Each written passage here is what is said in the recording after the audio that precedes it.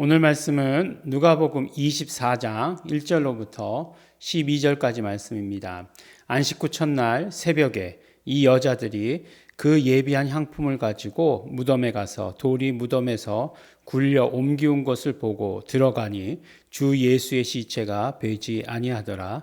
이를 인하여 근심할 때 문득 찬란한 옷을 입은 두 사람이 곁에 섰는지라. 여자들이 두려워 얼굴을 땅에 대니 두 사람이 이르되 어찌하여 산자를 죽은 자 가운데서 찾느냐. 여기 계시지 않고 살아나셨느니라. 갈릴리에 계실 때에 너희에게 어떻게 말씀하신 것을 기억하라. 이르시기를 인자가 죄인의 손에 넘기워 십자가에 못 박히고 제3일에 다시 살아나야 하리라 하셨느니라 한데, 저희가 예수의 말씀을 기억하고 무덤에서 돌아가 이 모든 것을 11사도와 모든 다른 이에게 고하니, 이 여자들은 막달라 마리아와 요한나와 야고보의 모친 마리아라. 또 저희와 함께한 다른 여자들도 이것을 사도들에게 고하니라. 사도들이 저희 말이 허탄한 듯이 베어 믿지 아니하나 베드로는 일어나 무덤에 달려가서 굽으려 들여다보니 세마포만 보이는지라. 그 된 일을 기이 여기며 집으로 돌아가니라. 아멘. 네, 이제 누가복음 24장에 왔습니다. 네, 누가복음을 우리가 말씀을 읽는 동안 너무나 재미있고 재미있었습니다. 왜냐하면 누가는 이방인이었죠. 그래서 이방인의 관점으로 복음서를 보는 것이 약간 독특하다라고 하는 것을 우리가 깨닫게 되었던 것이죠. 그래서 이제 누가복음과 또 사도행전을 기록했는데, 누가복음과 사도행전은 예수 이름에 있어서 굉장히 중요한 역할을 하는 성경이다라고 하는 것들을 우리가 이렇게 보게 됩니다. 그러한 어떤 관점에서 볼 때에도 재밌지만 또 독특한 시선을 가지고 바라보는 것들이 많이 있었다. 또 누가만 고유하게 기록한 말씀들, 비유들이죠. 우리가 지금 함께 나누고 있는 것. 그러니까 뭐 예수님의 마태복음에 기록된 비유들 말고도 누가복음에만 기록된 말씀들, 그럼 우리가 더 잘 기억하는 말씀들도 있지 않습니까? 이를테면 뭐 탕자의 비유, 뭐 불의한 청지기 아니죠. 지혜로운 청지기의 비유, 뭐 이런 것들 우리가 잘 기억하는 그런 비유들이 굉장히 많이 있다. 누가복음에. 그래서 또 누가복음의 또 성령의 역사에 대해서도 굉장히 자세하게 다루고 있습니다. 그래서 이것들을 보면은 재미있다. 또 치료도 많이 나오죠. 네, 치료. 누가는 의사였으니까 뭐 그런 것들 참 잘 기록하고 있는 것을 봅니다. 부활의 아침을 기록하고 있어요. 부활의 아침. 우리 부활의 아침 그럼 어떻습니까? 먼저 뭐 굉장히 신나지 않습니까? 부활이니까 뭔가 이렇게 신나죠.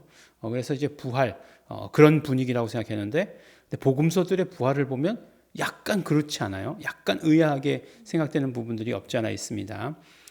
예수님의 부활에 대해서, 부활을 제일 처음 목격한 사람들은 어떤 사람들이냐? 예수님이 부활한 것을 목격한 것이 아니라 빈 무덤을 목격했어요.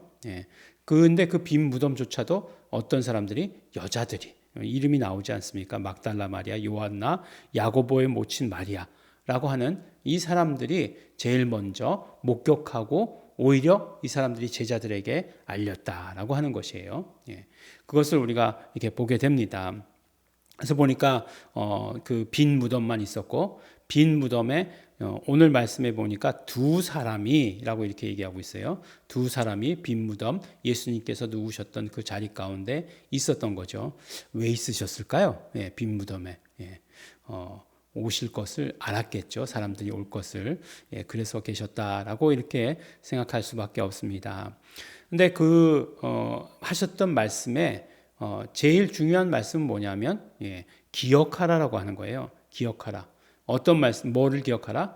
갈릴리에서 평소에 하셨던 말씀을 기억하라라고 이렇게 말씀하시는 거예요. 근데 사실은 우리가 잘 알죠. 갈릴리에서부터 오실 때에 여러 번 말씀하셨죠. 여러 번, 3번이나 더불어서 그 예수님께서 죽으시고 고난당하시고 피 흘리시고 죽으시고 부활하리라 라고까지 말씀하셨어요. 근데 사람들은 이 부활에 대한 체험이 없죠. 십자가에 대한 체험은 있어요. 그래서 십자가에 대한 체험, 자기의 체험이 있는 것은 기억할 수 있어요. 근데 자기의 체험이 없는 것은 기억하지 못하는 거예요. 예. 그렇기 때문에 예수님께서 말씀하셨던 것들을 도무지 기억할 수 없었습니다. 그러나 언제 기억해요? 언제 그것을 기억하게 돼요? 예수님의 부활의 순간을 목격한, 빈 무덤을 목격한 자들에게서부터 시작해서 그 기억은 시작되게 되는 거죠. 그래서 그것을 이제 기억해내죠. 아, 그래. 맞아. 예수님께서 그렇게 말씀하셨어. 3번이나 말씀하셨지. 라고 하는 것을 기억해내게 된 거죠. 그래서 이제 제자들에게 전했습니다. 근데 제자들이 전했으면 막 그냥 축구에서 역전승을 본 것처럼, 예, 얼마 전에 아시안 게임에서 한일전, 그것도 한일전에, 예, 시작하자마자 1분 20초 만에 골을 먹었잖아요. 예, 그래서 정말 힘들어하고 있었는데 어떻게 돼요? 동점골 넣더니만, 예, 그 다음에 어떻게 돼요? 역전골 넣었잖아요. 예, 그때 어떻게 됩니까? 뭐 난리 나잖아요. 막 그냥 흥분하고, 예, 한일전에서 축구를 역전만 해도 그 정도인데, 예, 정말 드라마틱하게, 그게 또 금메달이잖아요. 또 그래서 뭐 얼마나 사람들이, 그걸 보는 사람들이 다 좋아했습니까? 근데 예, 예수님의 부활이 그만도 못하다는 거예요. 예, 사도들은 저희 말이 허탄한 듯이 배어 믿지 아니하니, 예, 이 무슨 얘기예요? 예, 허탄한 듯 보였다. 거짓말 같았다. 그런 얘기잖아요. 예, 거짓말 같아서 도저히 믿지 않았다라고 이렇게 얘기하고 있어요. 그럼에도 불구하고 누구요? 베드로는 혹시 하고 일어나서 그 빈 무덤에 가서 자기의 눈으로 확인했다라고 하는 거죠. 예, 베드로도 믿음 좋진 않아요. 여기서 보면 아니 듣고서 믿었어야지. 그리고 거기서 막 기뻐하며 환호했었어야지. 예. 그리고 나서 뭐라고죠? 그 된 일을 기이 여기며 집으로 돌아가니라. 예.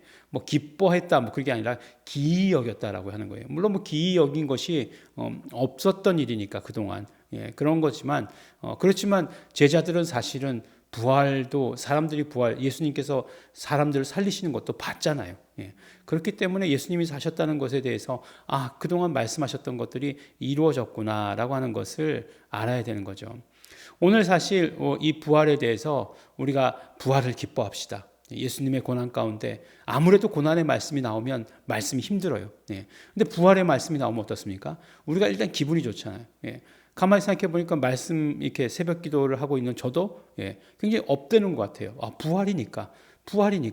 근데 부활을 맞이하는 자들, 부활을 경험한 자들의 삶이 어떠해야 되는가라고 하는 것을 오늘 우리에게 말씀해 주시는데, 그 말씀이 뭐죠? 그렇죠. 기억하라는 거예요. 뭘 기억하라고요?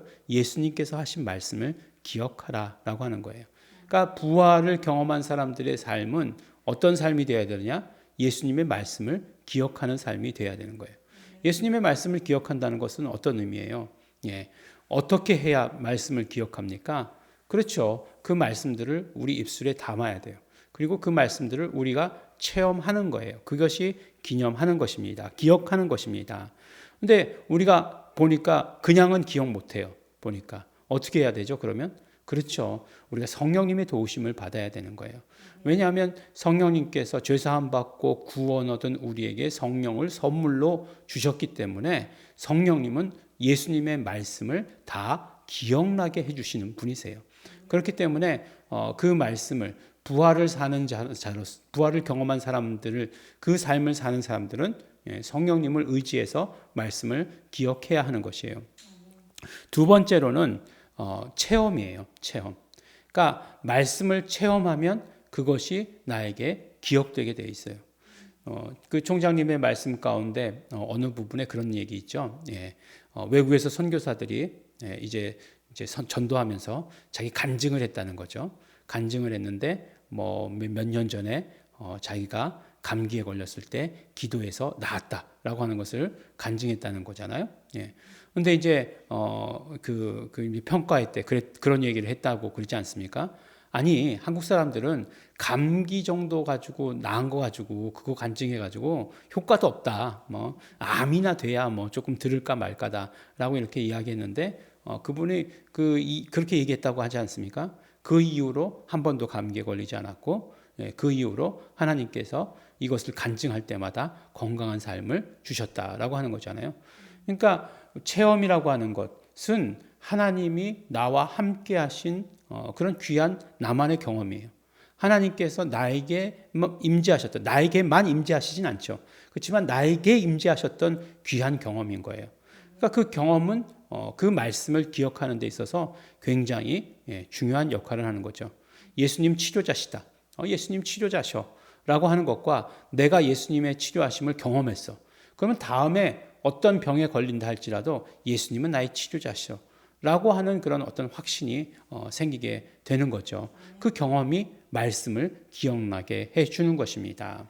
우리 첫 번째 뭐라고요? 성령님의 도우심이 있어야 되는 것이고 그 다음에 말씀을 체험하는 것이에요. 근데 이것은 언제 이루어져야 되느냐? 평소에 이루어져야 된다는 거예요. 위급한 순간에 가면 아무것도 기억나지 않습니다.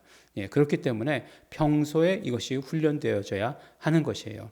제가 늘 말씀드리죠. 민방위 훈련, 예비군 훈련 아무 쓸모도 없는 것 같은데 해요. 왜 하느냐? 모이는 게 중요하기 때문에. 우리 램 하면 맨날 뭐 하죠? 리허설 해요. 예행 연습이죠. 왜 해요? 항상 그 일을 닥치기 전에 미리 해보는 거예요. 내 몸이 기억하고 있는 거예요. 그래서 뭐 골프 치는 사람들, 뭐 머슬 메모리, 뭐 이런 얘기 들어보셨습니까?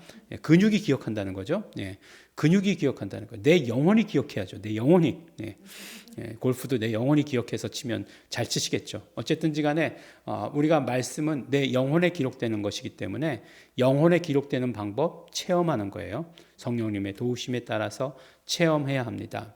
오늘도 우리는 부활을 사는 사람들이에요. 예수님이 부활하셨으니 예수님의 부활에 동참해서 우리는 함께 부활한 자로서 부활을 사는 사람들이에요. 어떻게 해야 된다고요? 기억하라. 말씀을 기억하라 말씀해 주십니다. 우리에게 하신 말씀을 기억하시는 성도 여러분 되시기를 예수 이름으로 축원합니다. 기도하겠습니다. 하나님 아버지 감사합니다. 부활하리라 하셨던 예수님의 말씀들을 기억하며 우리가 언제나 부활의 삶을 살기를 원합니다. 예수님께서 우리에게 하셨던 말씀 기억하게 하여 주시옵소서. 입술로 고백하며 우리가 그것을 기억하게 하여 주시옵시고 성령님의 도우심을 구하게 하여 주시옵시고 또한 아버지 하나님 말씀을 체험케 하여 주시옵소서. 감사드립니다. 예수님 이름으로 기도드렸습니다.